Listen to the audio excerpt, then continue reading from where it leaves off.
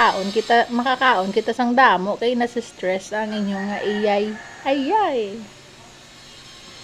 Ang topic natin for today, about today, sa sini nga kahaponanon, yung ang taas ng guts niyang tatawagin yung asawa ng iba ng asawa niya.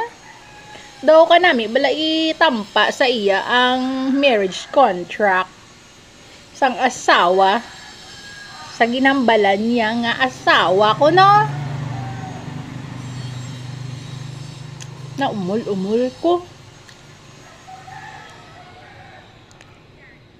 Wala ko yung kapang dumog, kapang ano, pang sabunot sang ulo. May panapungol kuya. Lapit lang sa manghulam gina sa itsura.